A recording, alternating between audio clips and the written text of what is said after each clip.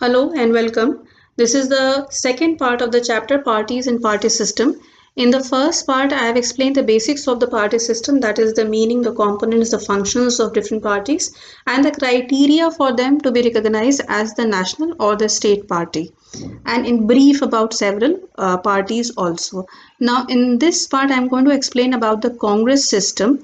A Congress system is something that is given in your second chapter of the second book, that is era of one party dominance. Okay, so the video that I have uploaded for those for that chapter, era of one party dominance, you will find this Congress system there also, but for your convenience that you find it easy to access, I am explaining Congress system once again here. Okay, तो Congress system है क्या? Congress system is the period of the first 3 Lok Sabha. ठीक है, तो पहली 3 लोकसभा का period क्या था? पहला इलेक्शन आपका होता है 1952 में. ओके, सेकेंड इलेक्शन होता है 1957 में एंड थर्ड इलेक्शन होता है 1962 में. ओके, तो जो थर्ड इलेक्शन में जो लोकसभा इलेक्ट हुई उसका पीरियड हो जाएगा, उसका कार्यकाल हो जाएगा from 1962 to 1967. So that is why the period between 52 to 67 is known as the Congress system. Why? Because during this period, Congress was ruling at the center and in most of the states. और ये खाली ऐसा नहीं था कि खाली ruling at the centre and the most of the states है, ये रूल भी कर रहे थे बड़ी धूमधाम से, बड़ी धाक से, क्योंकि मेजॉरिटी जो होती थी वो बहुत ज़्यादा होती थी एंड द ऑपोजिशन पार्टीज वो use to be very small. तो जो ऑपोजिशन पार्टीज थी उनको वो उतनी ज़्यादा सीट जीत ही नहीं पाती थी. तो जो मेजॉरिटी कांग्रेस लेके जाती थी वो करीब 3/4 मेजॉरिटी इस तरह से, और ये मेजॉरिटी बहुत ज़्यादा होती है. So the opposition was very small in size and in dominance also, effect also था ही नहीं, ऑपोजिशन के नाम पे कुछ था ही नहीं. इसीलिए इस पीरियड को जो कहा जाता है वो कांग्रेस सिस्टम कहा जाता है. सब कुछ कांग्रेस के अंदर था, कांग्रेस के बाहर कुछ भी नहीं था. और अगर उस पीरियड की पॉलिटिक्स को आप देखिए क्लोजली तो सचमुच ये समझ में आएगा कि what ever opposition Congress faced, what ever criticism Congress face at that time usually came from within the party. Congress के जो और लोग थे वही कांग्रेस को क्रिटिसाइज करते थे, वही जवाहरलाल नेहरू के अगेंस्ट खड़े होके और उनकी पॉलिसीज को क्रिटिसाइज करने लग जाते थे. और ये जो क्रिटिसिज्म था इसको बड़े हेल्दी मैनर में लिया भी जाता था. उस समय की पॉलिटिक्स जो थी वो आज की पॉलिटिक्स से बहुत डिफरेंट थी. उस समय जो ऑपोजिशन था उसके लिए भी उतना ही रेस्पेक्ट था जितने कि अपनी पार्टी के मेंबर्स के लिए था. बड़ी इथिकल पॉलिटिक्स थी. अब बहुत इथिकल ऐसा नहीं होगा कि कुछ गलत होता ही नहीं था, होता था, लेकिन फिर भी पॉलिटिक्स में ethics, morality and respect for each other, भाषा का जो रेस्पेक्ट था, respect in the language, that how you address your opponents, and जो सबसे बड़ी बात थी वो ये थी कि they were ready to listen to each other, they were ready to listen to the opposition through the criticism of their policies. Okay, तो जैसे कि राम मनोहर लोहिया अगर जवाहरलाल नेहरू के अगेंस्ट इलेक्शन में खड़े हो रहे हैं और उनको क्रिटिसाइज कर रहे हैं, तो इसका मतलब ये नहीं है कि वो एक दूसरे से नॉर्मली बात नहीं करेंगे या एक दूसरे को गाली गलौज करेंगे. इसका वो साथ में बैठ के चाय भी पीते थे और अच्छे से बात करते थे एक दूसरे से. तो ये है, क्रिटिसिज्म आपको लेना भी आना चाहिए और इससे पॉलिटिक्स ग्रो इस तरह से होनी चाहिए. तो उस समय की जो पॉलिटिक्स थी वो आज की पॉलिटिक्स जैसी नहीं थी. तो समझने में थोड़ी दिक्कत जरूर होगी कि कैसा ऐसे हो सकता है, पर होता ऐसा ही था. ओके, तो ये जो यहाँ पे this picture I have put up here, it is pair of oxen which was the symbol of Congress during these 3 elections. तो पहले जो कांग्रेस सिंबल था वो ये था. In the first elections of India Congress won 364 out of 489 seats. कोई बड़ी बात नहीं थी क्योंकि अपोजिशन पार्टीज के और कोई दूसरी पार्टी थी ही नहीं, उनका जो रीच था लोगों तक वो नहीं था, और कांग्रेस का ही बोलबाला था, इसलिए कांग्रेस को इतनी सीट्स मिली. सेकेंड पार्टी आप इससे समझ सकते हैं कि क्या डिफरेंस था. The second party, largest party was CPI with 16 seats only. तो जो दूसरी, जो आप कहें जो सबसे बड़ी ऑपोजिशन पार्टी उस समय थी, उसने केवल 16 सीट्स जीती थी लोकसभा में. Okay, and this result was repeated, almost repeated in the next two elections also. The same went with the state elections. State elections में भी इन तीनों लोकसभा के साथ स्टेट असेंबली इलेक्शंस भी हुए थे.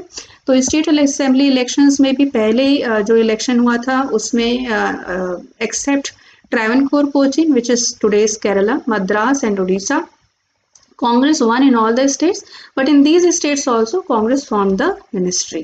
So center में as well as the states, Congress was ruling throughout this period. That is why this period is known as the Congress system. This is the map that is there in your second chapter also, era of one party dominance. और इसमें देखिए 1952 to 67 Congress dominance अच्छे से दिखाया है कि कितनी seats किस किस पार्टी को मिली. तो ये है फर्स्ट इलेक्शन का, ये सेकंड इलेक्शन का और ये थर्ड इलेक्शन का.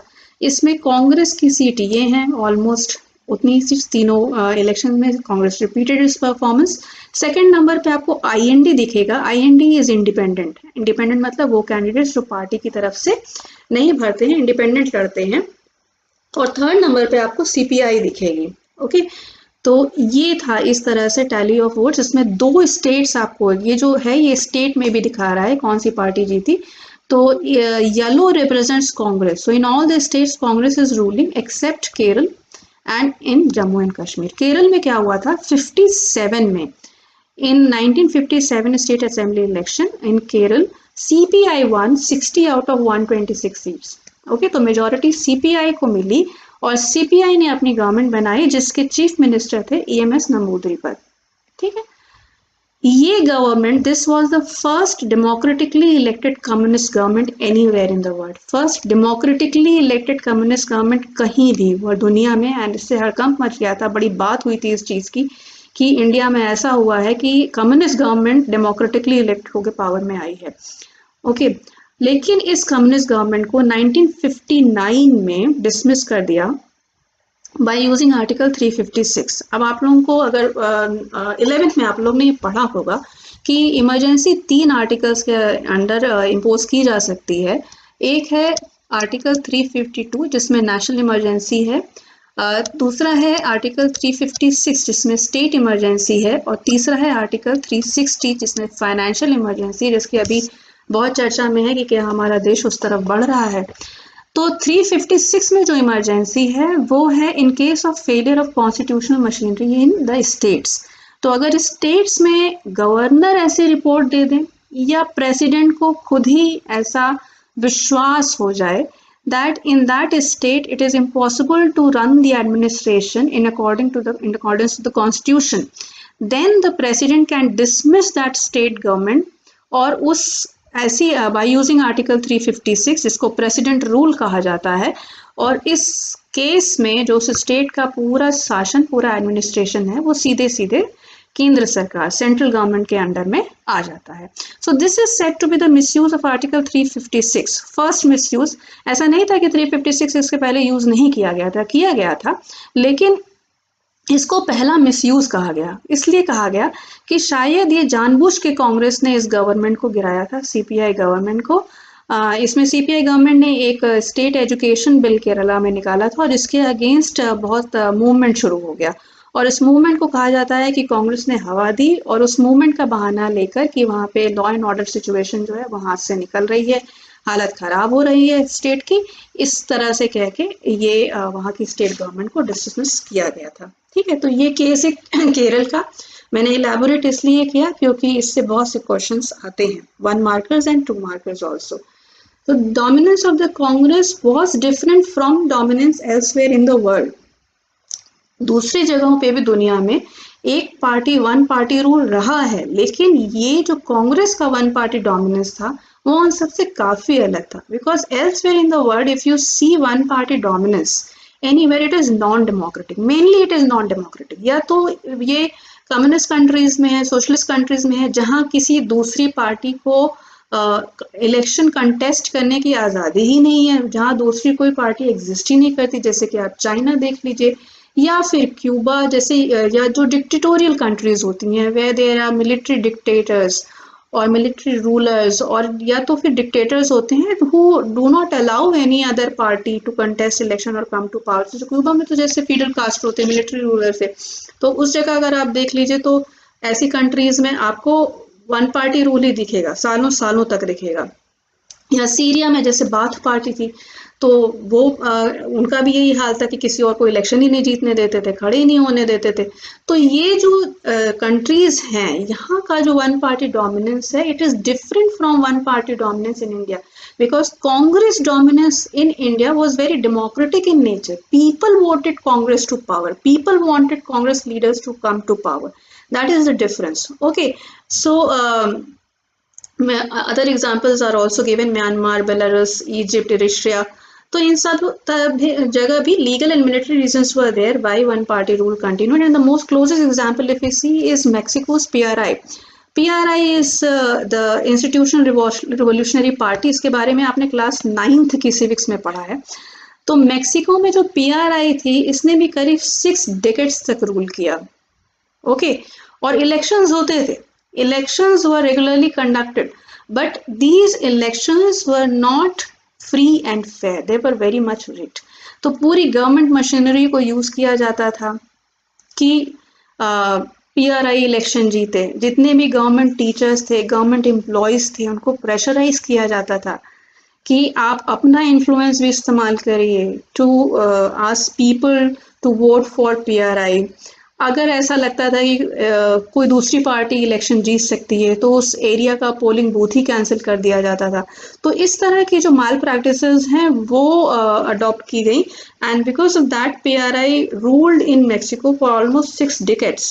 But the Congress dominance is totally different from all these dominance, because the Congress dominance is in India is totally under democratic conditions. Elections भी free and fair हुए, बाकी किसी party को रोका नहीं गया इलेक्शन लड़ने से, सब पार्टीज ने अपनी तरफ से पूरा जोर लगाया, इलेक्शन हुआ और लोगों ने कांग्रेस के लिए वोट किया। So it was a democratic dominance. Okay, now causes of Congress dominance I have discussed in that chapter very much in detail. तो अगर आपको फिर भी अभी समझने में कुछ कमी लगती है तो आप वो वाला चैप्टर का वीडियो एक बार खोल के देख लीजिएगा जरूर से। ओके, तो पहला तो रीजन है कि कांग्रेस ने क्यों इतने दिन तक डोमिनेट किया, the inheritance of the national movement. National movement was led under Congress, led by Congress. Okay, तो नेशनल मूवमेंट के टाइम में कांग्रेस ही एक पार्टी थी, उसी के मेन प्रोग्राम्स चल रहे थे, उन्होंने ही मूवमेंट को लीड किया और पूरा देश एक तरह से गांधी जी के पीछे चल पड़ा। तो जितने भी नेशनल मूवमेंट के लीडर्स थे, चाहे वो गांधी हो, चाहे वो नेहरू हो, चाहे वो आपके सरदार पटेल हो, या मौलाना अबुल कलाम आज़ाद हो, कोई भी आप उनको देखिए तो वो कांग्रेस को बिलोंग करते थे। तो कांग्रेस की ने and all those leaders, when they talk to people at that time, they express their desires, people express their desire that what kind of a free India they want to see. Fine, so this was like people had put their faith in the Congress leader that you lead the country when the country becomes free, and that was the result. That was because of it that Congress won so many seats, so many votes. Okay, then proper organization and popularity. Congress का जो organisation था, ये कहते हैं कि जब कांग्रेस ने अपनी कैनवसिंग शुरू कर दी तब बाकी पार्टीज बनाने की सोच रहे थे ऑर्गेनाइजेशन। ठीक है, तो आज़ादी के टाइम से ही कांग्रेस की जो थी प्रांतीय समिति थी, स्टेट समिटीज थी, कमिटीज थी, और प्रॉपरली कांग्रेस में प्रेसिडेंट इलेक्ट होते थे, पूरी कार्यकारी समिति बनती थी।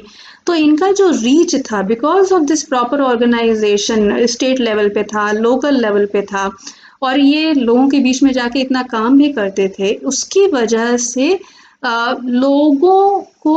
लोग कांग्रेस पॉलिटिकल पार्टी के नाम पे कांग्रेस को ही पहचानते थे अच्छी तरीके से। ओके, तो इनका जो ग्रास रूट लेवल पे होल्ड था लोगों के ऊपर, वो बहुत मजबूत था। Third thing is management of conflicts and factions. Now अब कांग्रेस में मैंने आपको अभी इसके थोड़ी देर पहले ये बताया कि why Congress was able to maintain his dominance was because of this factor. ऐसा नहीं था कि कांग्रेस के अंदर से विवाद नहीं उठे या कांग्रेस में अंदर से विरोध की आवाजें नहीं उठी। There were many people who criticised the policies of the Congress from within the Congress, But these conflicts and these factions were managed. Tolerance level उस वक्त बहुत ज़्यादा था कि अगर जैसे सोशलिस्ट पार्टी के बारे में अगर आप जानते हो तो socialist party was formed with in Congress, तो कांग्रेस के अंदर ही एक सोशलिस्ट पार्टी जन्मी और आगे चल के इन सोशलिस्ट पार्टीज के लीडर ने कांग्रेस लीडर्स को क्रिटिसाइज भी किया, उनकी पॉलिसीज को क्रिटिसाइज भी किया। आगे की जितनी भी पार्टीज हैं वो बहुत ज्यादा, उनमें से many parties emerged from Congress itself. तो बहुत सारे आइडियोलॉजिकल डिफरेंसेस भी थे अंदर कांग्रेस में और क्रिटिसिज्म भी होता था, कॉन्फ्लिक्ट भी होता था, मगर उन कॉन्फ्लिक्ट्स को मैनेज किया जाता था, एक दूसरे की बात सुनी जाती थी, कॉम्प्रोमाइज करने की कोशिश की जाती थी, एक कॉम्प्रोमाइज फॉर्मूला, एक कंसेंसस, एक मत बनाने की कोशिश होती थी। तो इस तरह से पार्टी को लेकर आगे बढ़ा गया। दूसरा, उसके बाद फिर social coalition of classes, caste and religious groups, all the classes, whether it is middle class, high class, lower class, all caste, all religious groups were represented in Congress. तो ये एक truly it was an all India party. Her region, her religion, her class, her caste का representation was there in Congress. Okay, it was a coalition of different ideologies. अब अगर सारी ideology, जैसे मैंने कहा कि जितनी भी मेन पॉलिटिकल पार्टीज आप इंडिया की देखेंगे कुछ को छोड़कर all of them have emerged from Congress only. So it was a collision of different ideologies. अगर आप कोई दूसरी पार्टी फॉर्म भी करने जा रहे हैं तो उसका आइडियोलॉजिकल बेस क्या है, वो तो कांग्रेस में है ही ऑलरेडी, तो आप किस उस पर आप कहेंगे कि नहीं हम दूसरी विचारधारा को लेकर आगे आए हैं क्योंकि कांग्रेस में विचारधारा है, कांग्रेस में तो सारी विचारधाराएं थी, तो फिर आप किस चीज को लेकर आगे बढ़ेंगे? That was the reason. Then the most important is this first past and the post, which we oversee, हम लोग इसको नेग्लेक्ट कर जाते हैं। एक्चुअली जो कांग्रेस का डोमिनेंस इतना दिख रहा है वो उतना एक्चुअली था नहीं जितना दिख रहा है। कैसे? इसको समझने के लिए 11th में आपने पढ़ा है election system, that in Lok Sabha elections in India, Lok Sabha elections और विधानसभा के जो इलेक्शंस होते हैं उसमें हम FPTP सिस्टम फॉलो करते हैं, first pass the post system. इस सिस्टम में जो party maximum number of votes पाती है वो जीत जाती है। ठीक है, ध्यान रखिए मैक्सिमम है, मेजॉरिटी नहीं है, दोनों में डिफरेंस होता है। मेजॉरिटी का मतलब हुआ कि 50% से ज्यादा, ठीक है। मैक्सिमम का मतलब हुआ कि सबसे ज्यादा जिसको मिल गया। अब इसको सिंपली ऐसे समझ लीजिए कि मान लीजिए कि 10 वोट पड़े, ओके, एक सीट पे इलेक्शन में 10 वोट पड़े, उसमें एक पार्टी को मिला 3 वोट, बाकी पार्टीज को मिले 2 वोट और एक को मिला 1। ठीक है, ये हो गया 10, 3 2 5 6 7 8 9 10। तो 10 वोट में एक को मिला 3, बाकी को 2 1 1 1। तो इसमें जीतेगा कौन इलेक्शन? ये जीत जाएंगे इलेक्शन, इनको 3 वोट मिला। ठीक है, लेकिन ये 3 वोट मेजॉरिटी तो नहीं है। मेजॉरिटी क्या होगा? मेजॉरिटी होगा मोर देन 5, मेजॉरिटी तो नहीं है, लेकिन फिर भी ये जीत गए। इसका मतलब the party which is getting 30% of the vote here is winning. और इन सारी पार्टीज को जो जीते नहीं उनको कितना वोट मिला? उनको 70% ऑफ द वोट मिला। Okay, so the party that is getting 30% of the vote is winning and all the parties who got 70% of the vote did not win. So if this happens in all the constituency, then it means that the party which wins the election wins only 30% of the total votes, of the popular votes. Okay, and the parties who did not win the election collectively got around 70% of the total vote. तो जो party फिर power में आई वो party नहीं थी जिसको majority of लोगों ने वोट किया, वो पार्टी थी जिसको मैक्सिमम लोगों ने वोट किया। बात समझ रहे हैं?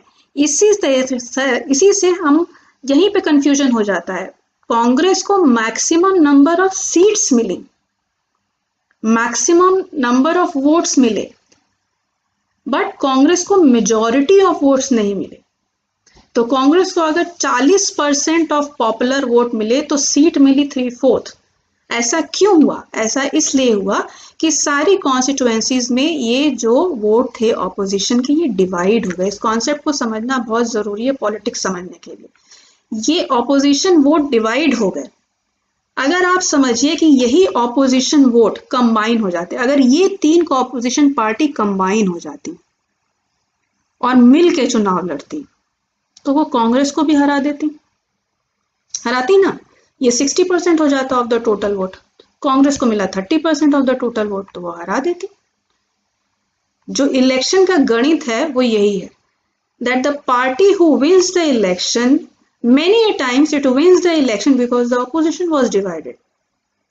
If the opposition is united, they may not win the election. इसी को कहते हैं कि वोट बांट देना। ओके, तो ये चीज हम लोग आगे की पॉलिटिक्स में और समझेंगे। फिलहाल के लिए इतना ही। Next video I am going to explain the fall of this Congress dominance, कि इस कांग्रेस डोमिनेंस का अंत कैसे होता है, कांग्रेस के अंदर से जो कमजोरियां निकलती हैं वो कैसे निकलती हैं, और उसकी वजह से बहुत से स्टेट्स में कांग्रेस का रूल खत्म होता है, फिर रिस्टोर होती है कांग्रेस, बस उसका नेचर चेंज हो जाता है all together. This is a different nature of Congress that existed during that period. Okay, so with this I end this video. See you in the next video where I'm going to explain about the fall of the Congress system and few very important things which you need to understand the later part of your chapter, not only this chapter but the next chapter, the emergency one also. Okay, so don't miss the next part also. Fine. So thank you for watching this. Keep going. Bye bye.